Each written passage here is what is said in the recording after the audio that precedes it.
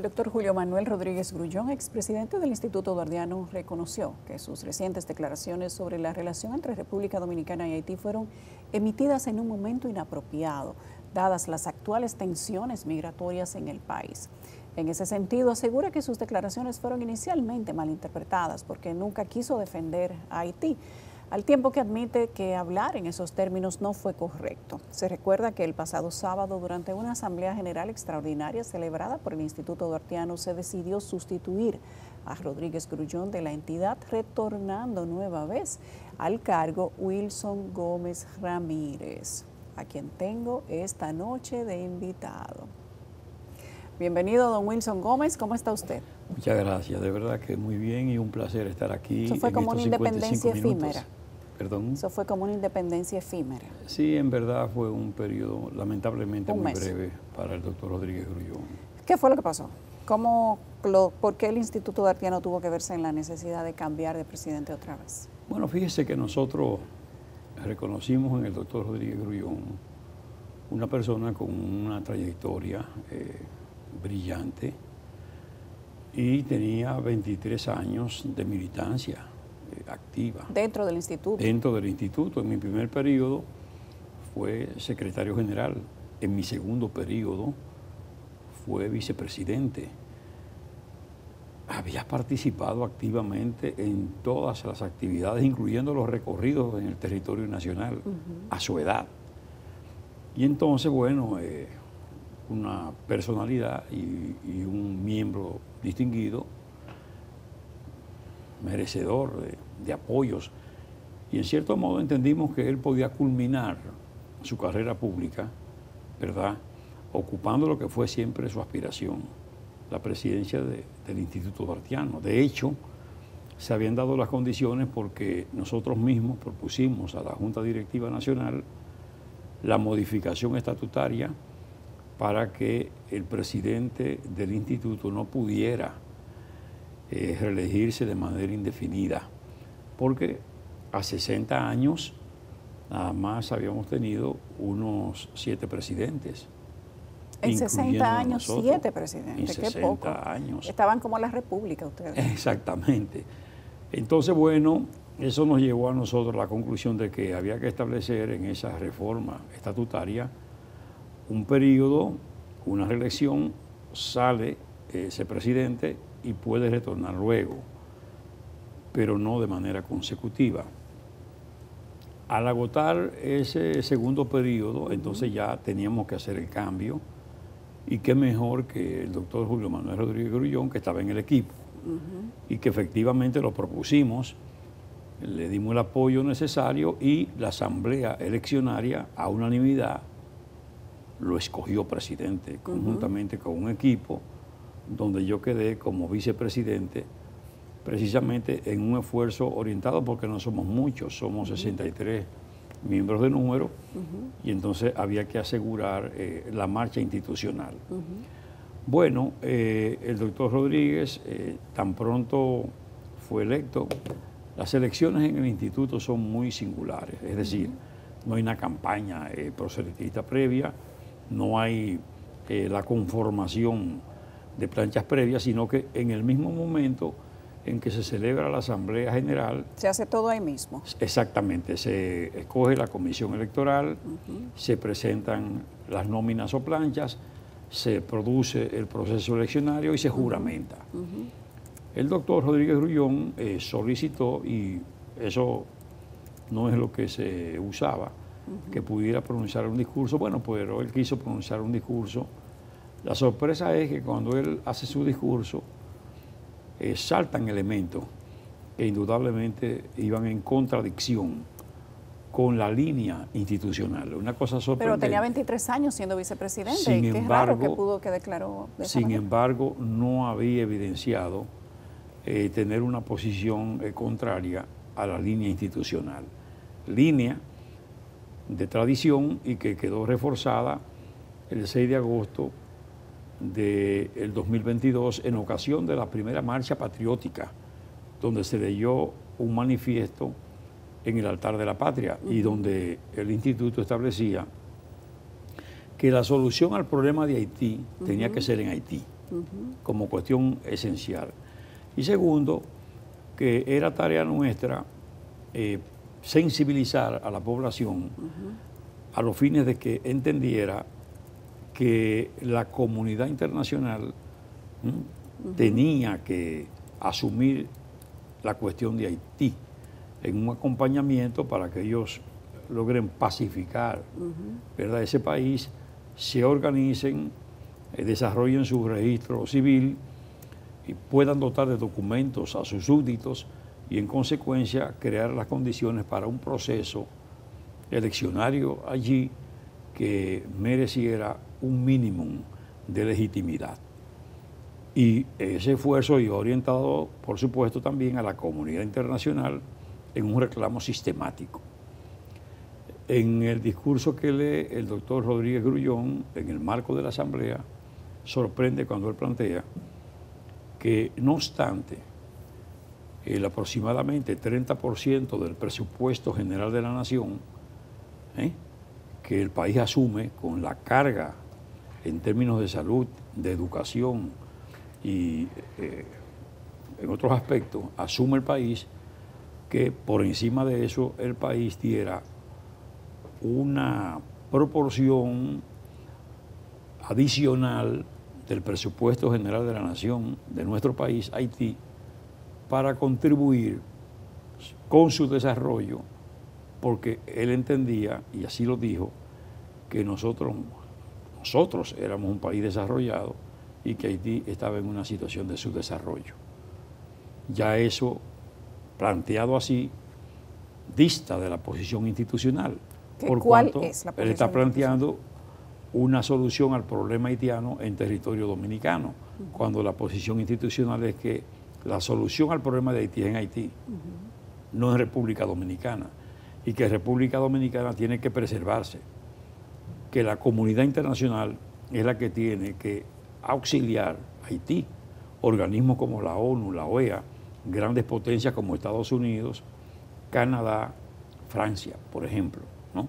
Entonces, naturalmente, eso llamó mucho la atención, pero además, en ese discurso, sin ninguna razón para ello, él hace una defensa al presidente haitiano Fabre Yefra.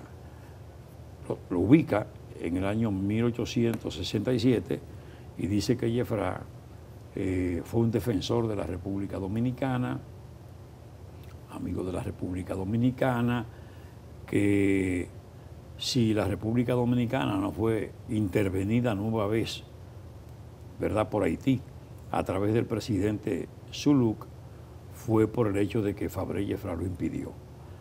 Una situación discutible, por cuanto todo el mundo sabe que nuestro país escribió páginas de gloria en 12 años de confrontación armada con Haití, de 1844, ¿verdad?, hasta 1856, entre batallas, combates y encuentros de importancia, unas 30 acciones, donde los dominicanos mostraron el coraje más puro, la decisión más clara, la determinación más contundente, porque no teníamos ejército.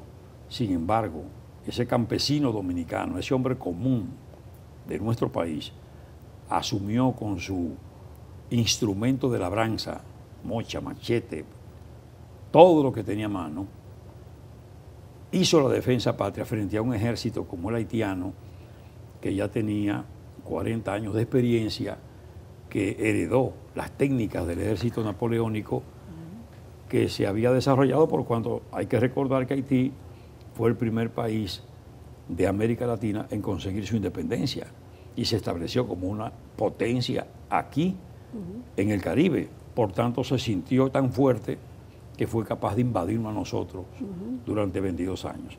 Eso, por supuesto, llamó la atención, pero de manera rápida y poderosa, ante los asambleístas. Porque imagínense. Porque esta declaración fue en una asamblea. En la asamblea, en el discurso que él hace. Eso no trascendió, ¿eh? Esa parte nosotros, como no teníamos prensa ahí, y era prácticamente un claustro, eso no trascendió. Trasciende cuando él encima de eso da unas declaraciones a un vespertino, bueno, al periódico El Nacional de ahora, y eso se conoce y eso produce una reacción automática, pero muy contundente al extremo de que el tema que era tendencia, que era Friusa, ¿verdad? Y Matamosquito, eso pasa a un segundo lugar. Parece que la coyuntura no convino. No además. convino, para su desgracia, porque hasta el momento en que él produce eso allá, eso llamaba la atención internamente y eso por supuesto daba lugar a una discusión interna y particularmente a la necesidad de que él definitivamente rectificara eso internamente. ¿Se puede decir que tuvo un lapsus? Mire, no o creo, que esas son sus no convicciones. Creo. Parece que son sus convicciones, Okay. porque en él se reconoce como una persona muy rígida. Es una persona que no cede fácilmente. Okay. Porque, por ejemplo, en cosas pequeñas se expresan las grandes.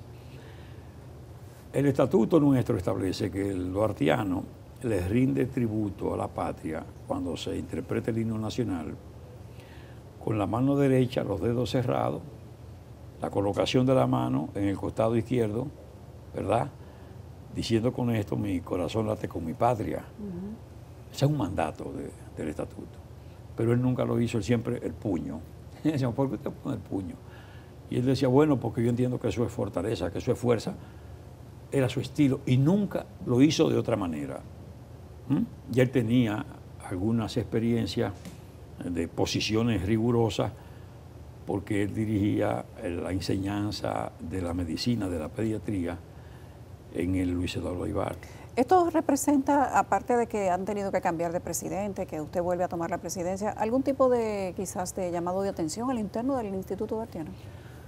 Claro. ¿O no? ¿O esto se queda igual? No. Al producirse la situación, ¿verdad? Se convoca a una reunión de la Junta Directiva Nacional, que él mismo fija fecha. Ajá. Entonces, en el marco de esa reunión de la Junta Directiva, estamos los 11 directivos, incluyéndolo a él. Los 10 directivos le sugerimos que él tenía que retractarse, porque ya eso había trascendido a la opinión pública y de la única manera que se podía dar satisfacción al gran público era él asumiendo una posición de humildad, de retractación. Porque él quiso decir que se había tergiversado lo que él dijo, pero no era así porque teníamos la grabación. El periodista que le entrevistó nos dio la grabación y nosotros le dijimos, no, lo que se ha publicado es lo que usted ha dicho. Por tanto, no puede de ninguna manera hacer una ofensa a ese profesional de la comunicación que ha sido fiel y ha reproducido lo dicho por usted. Entonces se le planteó, al él decir que no se iba a retractar, la segunda posibilidad era que él entonces renunciara para salir de mejor forma. Pero dijo que no iba a renunciar. También dijo que no iba a renunciar.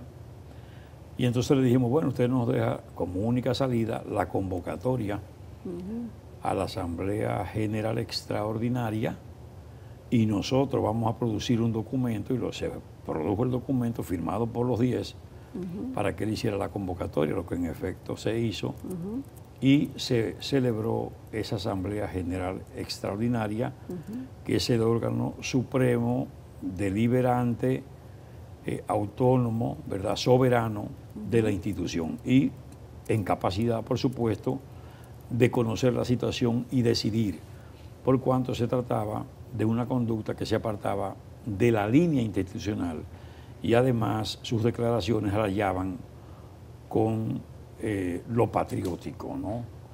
Bueno, pues efectivamente esa asamblea se reunió con una amplia participación, todavía una participación más amplia que la Asamblea General Electoral.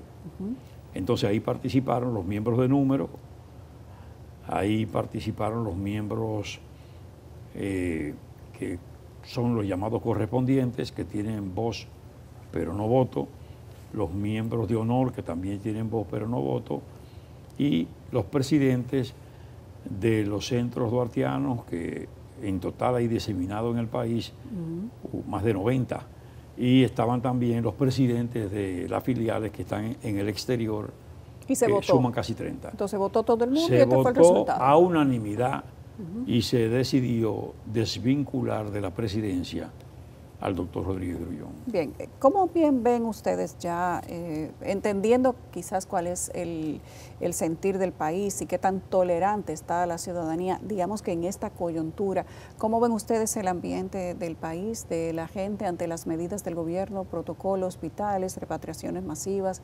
¿Cómo ven ustedes la situación del país? Y si esta coyuntura significa que nos estamos haciendo más patriotas, estamos más pendientes de la situación de la migración irregular y la frontera, o si esto es puramente coyuntural.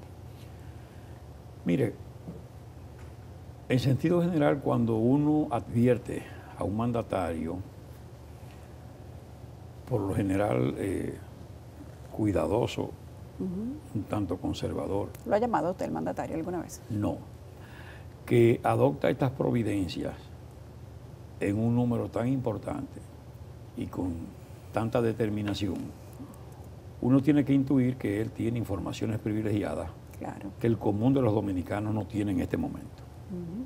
Cuando él llama a la clase política, cuando se auxilia de personalidades que están en los distintos estamentos de la sociedad para que conformen unos determinados equipos, es porque él sabe la inminencia y la peligrosidad que vivimos nosotros frente a una nación vecina con las columnas institucionales en el suelo,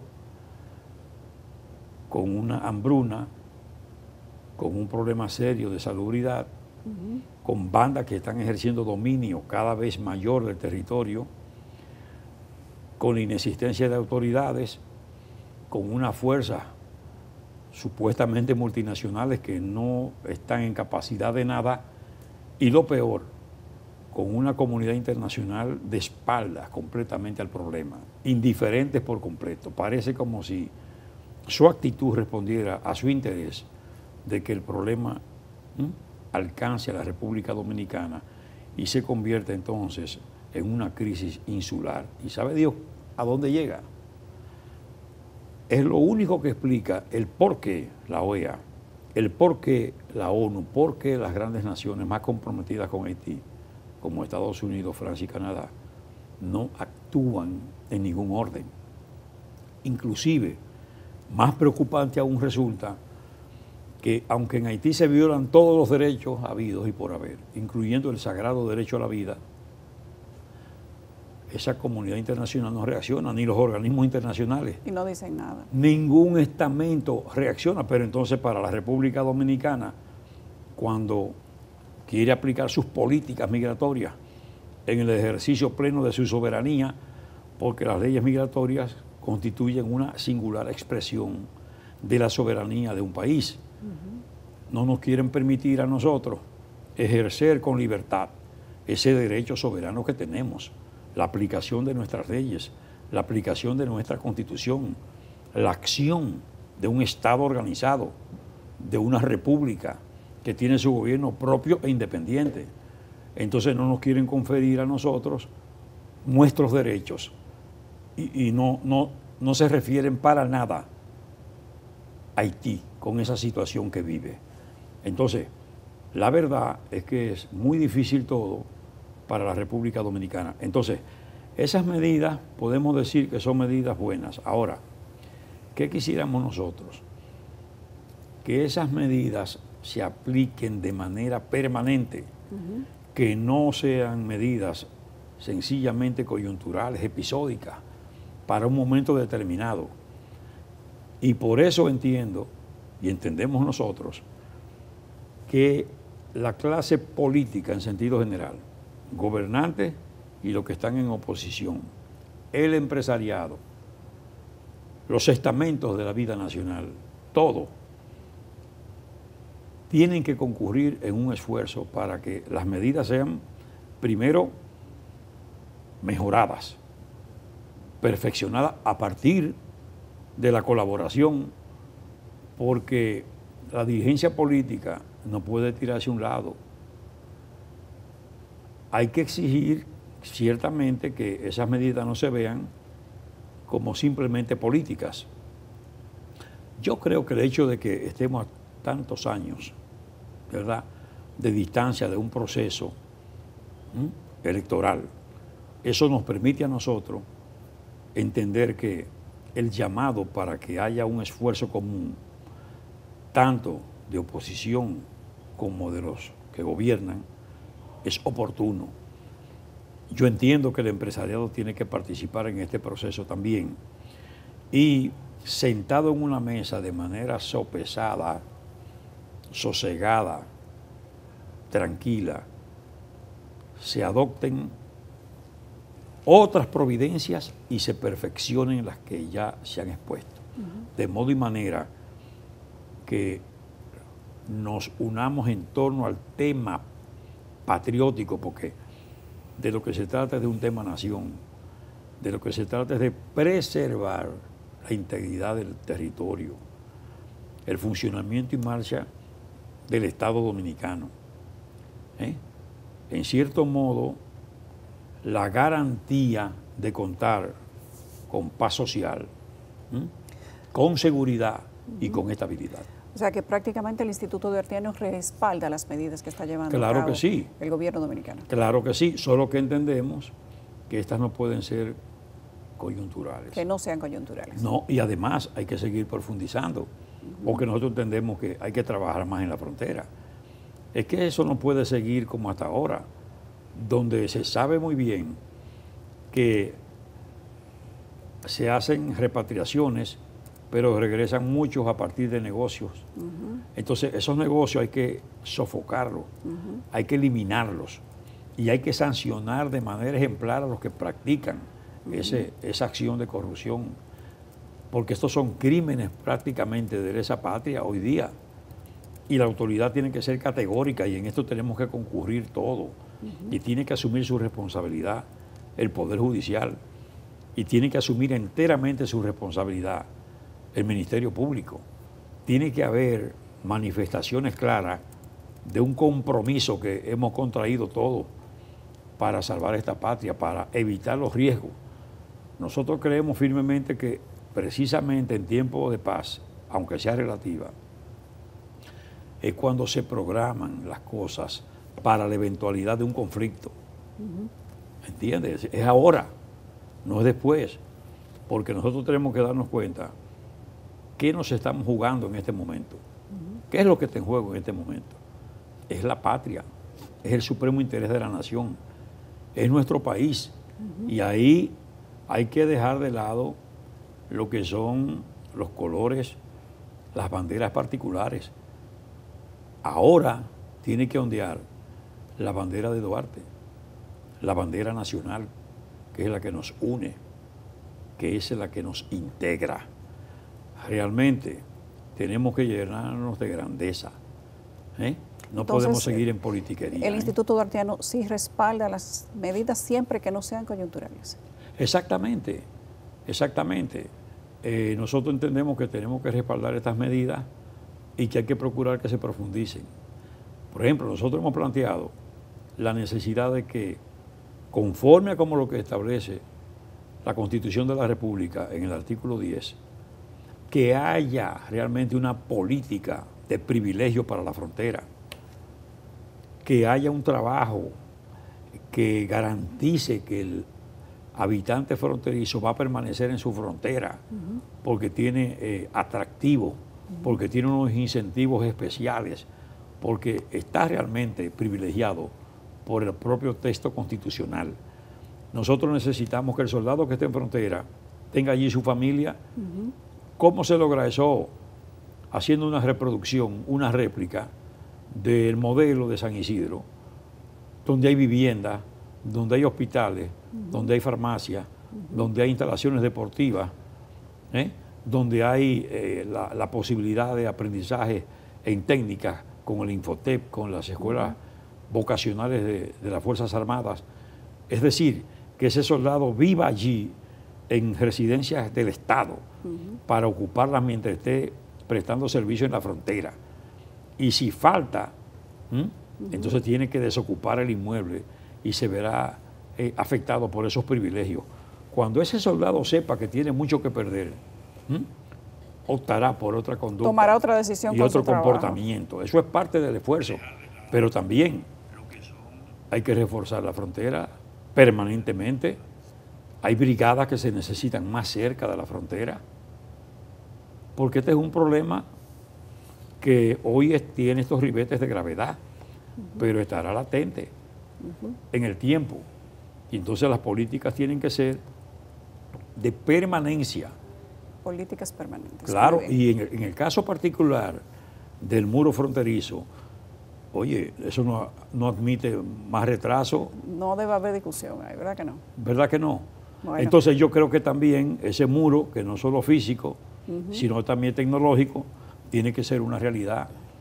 Hay que controlar enteramente la frontera, los esfuerzos tienen que ir dirigidos a sellar definitivamente la frontera, asumir el control fronterizo, es la garantía. Y además, no contentarnos con el asunto de Friusa, Matamosquito, no. Aquí hay muchas comunidades afectadas con una presencia mayoritaria de haitianos en el territorio nacional, ilegales e indocumentados. Eso hay que conjurarlo, eso hay que resolverlo, porque el país tiene que tener control pleno de su territorio. Pero vemos a veces cuestiones inexplicables. Por ejemplo, el Congreso Nacional, hace 15 años que la Constitución de la República estableció una reserva. ¿Para qué? Para que haya una ley especial que regule la titularidad de la tierra en la frontera en una franja, en una extensión superficial dijo el expresidente determinada. del Tribunal Constitucional que a eso no se le estaba poniendo atención. A nada. Y que inclusive hay un proyecto de ley para que no se vendan los terrenos de la zona fronteriza a ciudadanos extranjeros, pero que nada de eso se está No, y lo a mismo, cabo. tiene que haber un celo con los inmuebles que están dentro de la declaratoria de patrimonio monumental de la zona colonial. Esos inmuebles que constituyen parte de la historia, no solo la historia republicana, sino también de la historia colonial. Esos tienen que ser preservados, la titularidad debe estar reservada a dominicanos y dominicanas. Debería ser de esa Claro manera. que sí. Gracias, señor Gómez, qué gusto tenerlo aquí. De vuelta a la presidencia del Instituto Duartiano. Un honor, Yulisa. ¿Qué vamos a hacer? Un honor para nosotros. Muchas gracias. Esperemos que se quede ahí unos cuantos años mientras las cosas se manejan de una manera institucional y los comentarios del Instituto Duartiano sean de manera permanente apegados al bienestar de la sociedad, ¿verdad? Muchas gracias. Gracias. Gracias al señor Wilson Gómez, presidente otra vez del Instituto Duartiano Dominicano. Yo diría algo personal que tuvo que venir al rescate del Instituto Duartiano. Gracias. Gracias al señor Wilson Gómez. Tenemos que hacer una pausa, ya venimos.